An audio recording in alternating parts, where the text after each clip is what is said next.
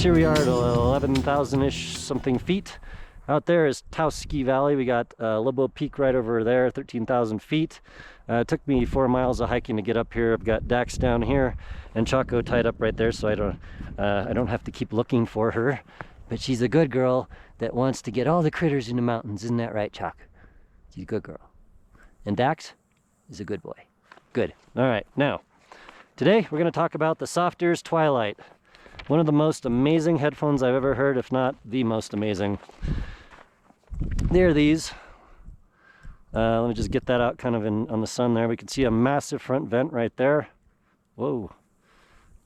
We have, there's the bore. Not super large at all. Very, very nice.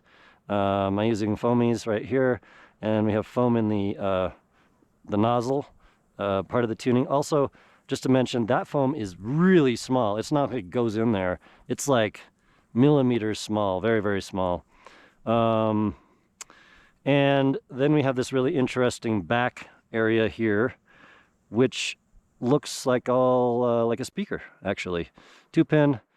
We have back vent, massive front vent with, I don't know if you could see that in the sun there, but there's a white damper inside of this guy, inside the front vent. So I would say that these are leaking about 40% of the sound, and the other 60% is going into your ear.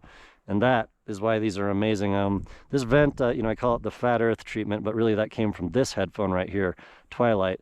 I looked at this in the product literature and I'm like, they're doing that for a reason. I better try that. And yes, indeed. So this is serial number 06. Thank you, Rockin' Dave, for selling me these. And well, 10mm driver, and I'll tell you this much, you're not paying for the driver. I think everybody knows drivers, dynamic drivers are not super expensive at all. You know, if I said these were $100 a pair, I'd be lying probably. But I think they were very, very specific in terms of which drivers would work with this type of tuning, with this fat earth, you know, vent. And it probably took Softears a ton of time. It said in their literature over 100 different iterations and measurements and things to get the drivers to work with what this is doing. And so let's talk about that. By the way, I'll just mention it right now. These shells, the back chamber here, was computed to be the correct back volume for a 10mm driver. So you could imagine this just like a speaker, right? Just like a speaker in your house. The back of this shell, it has the correct air volume to have the right springiness to create the right resonance factor for the driver, to not only not peak, but also produce bass, and so on and so forth. And this is next level stuff, folks. There is precious few headphones that do this much work, especially with a dynamic driver that everyone doesn't care that much about. Oh, these flies are killing me. But in any case, so, you know, what you're paying for here is mostly the R&D and the shell design, and the driver is the correct one for what they did. We'll just say that. I'm using my ES100, my little thin cables, because I'm hiking, so it doesn't make any microphonic noise, and so on and so forth. I'm going to put these away for now. Later on, I'll put these on video on my 4K microscope, which I obviously don't have right here. And just a few more things here. Hey, Choco, chill. Just chill him out. That's a good girl. Over here, which I don't know if you could see, but that's Gold Hill up there. It's 12,000 feet, so that's like another 1,000-ish feet up there. It's actually really hot today. Oh, and the wind died. Thank God. All right, so let's talk about this. 10mm dynamic driver, premium aviation grade aluminum alloy shells, dark gray, 16 ohm impedance, 116 decibels per milliwatt. And I'm very sure that this is a raw driver measurement because these do not react like you would expect. That should be like really loud, really fast with any type of amp or phone or anything. But because, like I said, these are venting probably about 40% of the sound and 60% is being piped into your ear. Also, you can hear through these, and if I had to guess, like I can hear maybe about half, like it's dampened about halfways compared to if I don't have them in my ears, which means there's no isolation, but there is no wind noise, which is really, really nice. because of the way the vent is, but in any case. So I would guess that these are probably more close to about 100 to 105 decibels per milliwatt, and it doesn't react linearly, so as you turn them up, you turn them up, you turn them up, they should be getting really super loud compared to the 116. They don't. They do get loud, but they don't peak, and they do nothing like that. This is entirely the magic of this front vent stuff. It's just amazing. I'm going to back up here so I don't get wind noise. All right, so this is all from Softears literature. Oh, by the way, these are over $9,000. Super expensive. They have the large diameter DLC dome structure, free edge PU suspension, spec plastic, and a Daikoku high tension voice coil, which I've seen a lot of headphones talk about this Daikoku voice coil, and seems to be very good, and I have no idea what it is, but maybe I think I've seen that it comes from Japan or something like that. Anyways, shell is interesting, and interesting is an understatement. Softears did the math to compute the back volume for the 10mm driver. Reacts like a proper speaker. Absolutely next level. You're not going to find pretty much, I don't think there's another headphone on the market that does this. For me, it's very easy to fit as long as I don't use the stock cables. The reason for that, the ear hook pulls them up in a weird way into my ear and breaks the seal and makes them poke into a place. When I get back and put them on video, well, I'll just pull it out, but I could show you. I usually mount them in my ears kind of like forward, like about like that. Not like this or that, like that. It just fits me well. And if I use the built-in cables, it torques them up like that, pulls them out, you know, blah, blah, blah. Don't like them, can't use them, and it sucks because, I mean, they're kind of nice cables. Also, they have a 4.4mm adapter. No, I think the cable's 4.4, and then there's an adapter to 3.5 that it includes, which is kind of funky, but whatever. So they fit me fine. I got like actually totally fine. I got no pokes. I used them for a couple hours coming up here. Flawless victory, no pressure buildup, no isolation. It is what it is. That's just the way these are going to work. And I would say that it's not a downside. You can't possibly make headphones sound more like actual speakers in a room and an environment than these do. And part of that is allowing other sounds to hit your ears so that it lets your brain realize that you're in an environment, not just like a closed acoustic space. It's part of it. It needs it. All right, overall sound. Just go ahead and flip around here. These don't sound like normal IEMs, and they do not. They are the most unique sounding headphones I've ever heard. I get close on some of my tunings, but this has showed me that it can be better. Fat Earth may happen occasionally at some point, but it's going to take me a long time to build up to that, and very likely I might do that with dynamic drivers because planners are hard to match, and with this type of tuning you are screwed if you don't have perfectly matched drivers. It just can't work. All right, next, they're sultry, like the overall tonality, right? Sultry, warm. They're an absolute mid-range monster. They're not Harman tuned, but they're kind of close to it. Mostly in the low shelf here. Let's look. Here's a graph. Pull this up on Critical Site, so this is like the gold standard right here. And there's the graph. It's the orange one.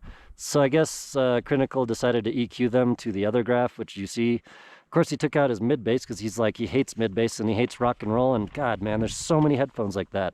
Like, forget it, man. The original tuning is fucking awesome. Like, yeah, whatever. I do think he had a little more trouble here in the uppers between 10 and 12K. And then he missed, I don't know what the 8K peak, whatever, coupler. But yeah, so what we can see from this is we have about, 5 to 6 decibels of bass, mid-bass, nice fat mid-bass bump. And subs are basically non-rolled off, give or take. Then we have a full 10 decibel pinna, which ends at 3K, or like maybe right before that. And then you have pretty well a slow slope down, fairly linearly all the way to 20K. And basically overall, this is kind of what I would call a fairly perfect graph. Now, the thing about this venting structure on this thing is that these don't sound like this looks, and there's another guy in my chat room that just got these, or I don't know if he bought them, but he listened to them. And he basically told me the same thing, which is that these don't sound like the Graph. It's hard to work out why they don't sound bloaty and weird. And the answer is because of the venting. The coupler picks up this mid-bass shelf differently than the human ear. We'll just say that. This actually comes across extremely cleanly. There's no mid-bass bloat into the mids. Zero. But when you have bass, it hits like a ton of bricks. And that is like incredibly special. We'll get to that in a second. But there's a Graph. Just wanted to bring it up.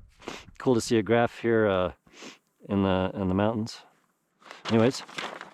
All right, here we go. The stage is incredibly highly 3D, wide as hell, separated and spacious. It's the most, I think, wide and 3D headphone I've ever heard. EJ07 is pissed off at me for saying that. That's the X factor of these things. It's this incredible 3D naturalness, like as if you're in a space. When I put these in my ears, the sound like swirls around my head in 3 dimensions. It's above me, below me. Like, I was listening to Karangbin on the way up here, and a lot of their stuff, actually, if you find it on YouTube, is live recordings. That's like, they play live like almost all the time, right? And as a result of that, I'm just making sure my dog's over there. As a result of that, their recordings have a very, very atmospheric quality. You could hear the stage, and for some reason, a lot of those are actually recorded with a lot of ambient mics. I don't know, like way back from the stage. They're not right up in the stage. So it was pretty much amazing. If I close my eyes, I can absolutely imagine, like right over there, say, I don't know, 100 feet away, there's the band, right? And then then I could imagine like the bass PA, the subwoofers, like usually they're on the bottoms, like side bottoms. And I could imagine those being out there in space and like flowing around the room and reverberating. And then, I forget the guy's name, Mark, I think, the guitarist. He plays this really psychedelic, like reverb splashed guitar, clean, but it's a Stratocaster type tone, but it's drenched in reverb, and it's super psychedelic and just deep and reverby and just all over the place, splashy, and these were doing such a goddamn good job. It was like, suddenly it was like a binaural experience. It was literally that good. I just could not believe how freaking amazing it was, like being at the show, literally at the show. Not like, it's pretty close. No, like being at the show. All I had to do was close my eyes and pretend that I was there, and it really, really hit my brain like that. So where are we here? Sound swirls around my head, like being about medium deep in the audience at a fairly large show. Reverbs are shockingly realistic, and honestly, the entire tuning of this thing plays off the fact that it is going for that natural sound. It's not hyped in any way, shape, or form. It's like you're there. It's natural sound. I don't know if you want to call it correct. Correct, probably that's a bad word for it, but natural. Like you're in a space, like binaural, like that. Like just holy shit. It's incredibly intoxicating to me, and I can't help but just love this headphone instantly. Just to mention this, it took me, I don't know, maybe like 5 to 10 minutes. I put them in my ears when I first got them, and I'm like, I don't know, I don't get it. Because actually I was thinking like, well, I figure Softears, I mean, some of the other stuff that I've heard from them, they certainly they're not shy with the treble, right? You get all of it, all the sparkles, all the details, but they tune it so well that it's just phenomenally sultry and seductive, but it's all there, right? But this thing is shockingly different. I was expecting something different. What I got was probably the most natural sounding headphone I've ever heard in my life. And I did this before I left my house, but I put one of these in one ear, listening to my studio monitors at the left ear, and turned on something, volume matched it. I think it was in Karangbin. I think it was FKJ. What is that? French Kiwi Juice, the artist. And it was so freaking close. Like, so close. And not just the frequency response, it was like the impression of the sound was so incredibly like matched, with a headphone in one ear and free space in the other. Like, just holy shit, man. All right, let's move on. Okay, other things to say. The imaging is fairly diffuse, like big headphones or being in a space.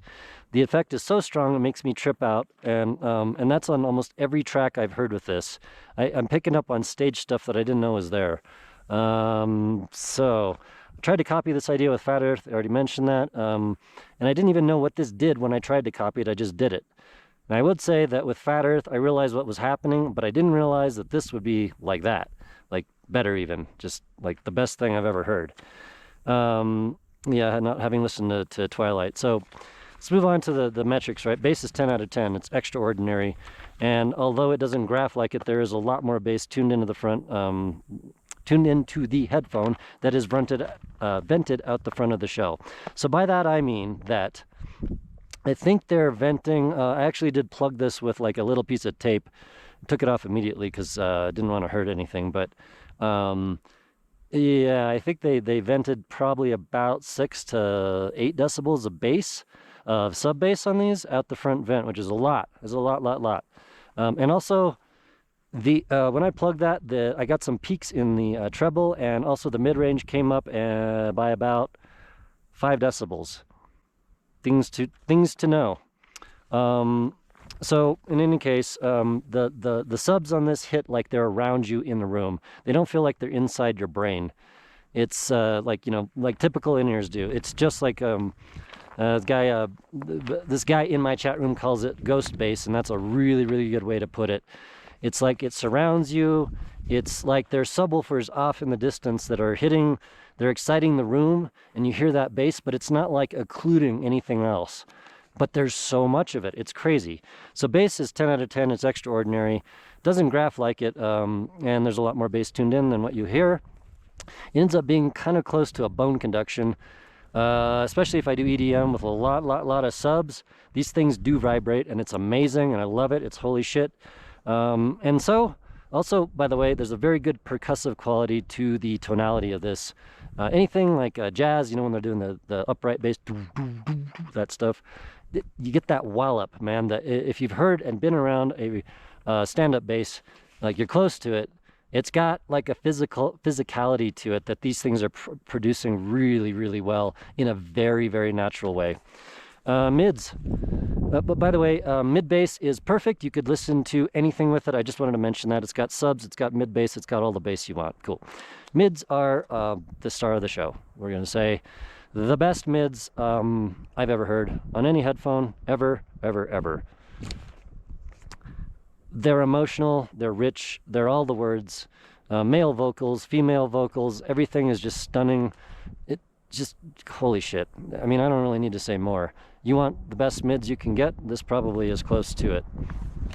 Let me go ahead and hide behind this tree so we get less wind noise. So then we go to some of the things that may be different than, well, I was expecting. So we got the treble. Treble is going to be an 8.5 out of 10. It's natural and realistic, and it's right in that pocket, like perfect. It's not dark. It's not bright. It is perfect. It's all there, never pushed to the front of the mix, but it gives you shimmers when a track actually was mixed so that there's shimmers, right? It doesn't give you extra compared to what the mix was. It gives you exactly what the mix was. It's necessary for the overall aspect of the 3D tuning. If you pump that treble up, you're going to lose the stage collapses entirely, and it's just so, you know, and again, this front vent thing, the whole entire tuning, they leaned into this 3D, and they did it in every way, shape, or form. But the treble has all the details and everything else I'd ever want. It's fucking amazing treble, actually. Like EDM and stuff where you get twinkles and all that stuff is just so nice, so nice. Naturally correct is a great way to put it.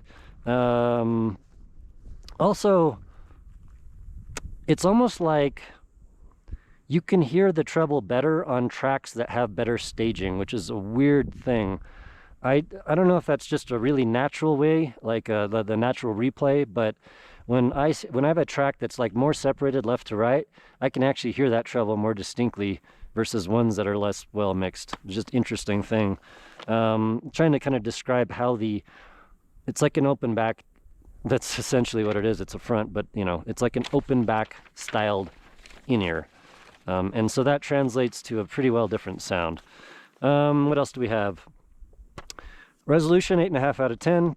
Dynamic driver's a dynamic driver. It ain't a 10 out of 10, but it's as good as I want for this.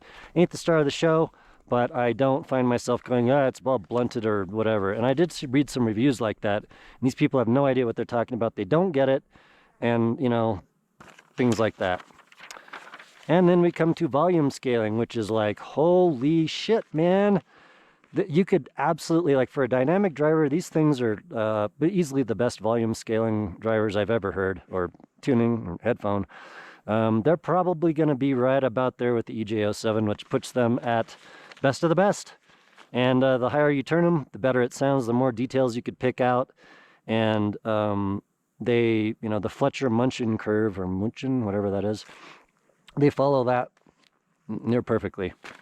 All right, music replay impressions. We got blues. I'll kind of go through this a little quickly. Robert Johnson, Crossroad Blues. That is an old piece of shit recording. I think it came from like a record player. It sounds like a potato in a can from 10 feet away, so it sounds perfect on these. It sounds exactly like that. Ry Cooder was absolutely incredible on these. In fact, that's I'm going to put that on the way down here. It's just, wow, man. Cruising with Rafe, that's a Ry Cooder track. Stages so hard left to right that I got slightly dizzy in 3D also. Just an absolute experience, and that's what these things are, man. They're like one of the most experience producing headphones I've ever heard, if not the most. It's just holy shit. Classical, absolutely amazing. It's like these are made for it. That you could hear the ambience of any kind of venue that classical is played in, which is like 99% of it. And that's part of the experience. And it's just, oh my God, it's amazing. Highly 3D, very vivid. Disco was really super fun. Cool in the Gang Celebration was like on point. You play this and you could play the disco loud as shit. Generally, I don't know what it is about disco, but you play that on a lot of modern in-ears and it's peaky, just doesn't work. Electronica, Bird of Prey, perfect. Pterodactyl Porn is just absolutely stupid. I'm going to try that too on the way down. Sounds are just like, it gets me dizzy, honestly, just amazing. Bass comes out of nowhere, like I said, it's like in the venue, not in your ears, amazing. Jazz is perfect. Like like I said, man, thumping on the upright bass is that just perfect. Metal. Okay, so metal, and this is probably what a bunch of people are like waiting for, like, oh my God, does it metal? It metals. Raw. So what I mean by that is, it did take me a minute here. It's absolutely brutal. Like, holy God. It reminds me of being at a show, and I'm talking the older shows where you actually had like a 4x12, couple 4x12 stacks. Guys had that shit cranked up there. Those things will tear your head off in a nice way. So that's how I'm going to go with this. Metal will tear your head off in a really good way. It's not relaxing. It's brutal. And honestly, I think that's the way it's supposed to be, in my opinion. So metal is an absolute go. I listened to Discharge. I think I'm going to try that on the way down too. Just remembering all this awesome stuff I was checking out. Discharge, old, I want to say, like kind of hardcore metal band from the 80s. Badass. Try that. Really good. Then we go to R&B. Because how much bass is tuned into this that you can't really tell based on the graph, R&B hits super well. You get that tactile, sort of a slightly bone conduction-y type feeling in these. Yeah, so I was trying Bone Crusher. Thanks to Hawaii Bad Boy for bringing that up. Sade, freaking incredible. And again, the female vocals, the emotional mids. Holy shit, man, Sade is just, fuck. Yeah. We'll move on to reggae, right? I'm a huge reggae fan. And here's the important part of these. These give you the right mood, like the right mellow, happy vibe for reggae. It puts you into that nice place where you could chill. Drums, hi-hats, things like that aren't going to smack you. It's got that super warm, rich tonality. The best way I could put it, and these are like made for reggae. Again, they're venting a ton of bass out the front vent, and so what you end up with is absolutely incredible. Soundtracks, So we're going to mix games into soundtracks as well. Positioning of sounds is highly, highly realistic in 3 dimensions. Now, we're talking about pinpoint positioning, like razor positioning, like a lot of top of the lines. The answer is no, it's not going to do that. But it will tell you exactly where things are, and probably it'll do a better job of telling you how how far or close they are to you, or up or down, compared to a hell of a lot of stuff. So, like, Jesus Christ, soundtracks are amazing. And also, the more epic the soundtrack, the better it was, essentially. Vintage and lounge, just everything old, fun-loving criminals. Super good, super good. Vaporwave is just off the hook, man. All that stuff just blew me away because they have cool staging. These do the 3D staging, etc., etc. It's fucking great. All right, conclusion. Sell a kidney, get yourself Twilight. Isolation, it has none, and that's for pussies. You need to turn these up. That's your isolation. I would say these are probably one of the most unique and incredible sounding headphones ever made. They did the work, the R&D, to go far above what anyone else has done with the dynamic driver, in my opinion. They don't give you that top of the line, super clear, like diamond, like sound shot through a diamond type of tonality. But they do give you incredibly 3D sound, and it's so good that I will own these forever from now on. Amen. Are they the best headphones I've ever heard? Well, I mean, I'm the honeymoon period right now. And for me right now, the answer is they're the best headphones I've ever heard. They're my number ones right now. I fucking love them. Also, compared to the EJ, they do metal, probably arguably better with a nice mid-bass shelf. And I do enjoy that. And what else? Let's see, do I have any more notes? Yeah, X Factor. Top X Factor ever. Yep, said my best IEM, my favorite. Incredible. Get yourself a pair. And hopefully this review was kind of cool. Hopefully I didn't shake my head and there wasn't too much wind noise and such. And hopefully the goddamn camera recorded everything. That'd be cool. Because I talked forever. Right on. Talk to you later.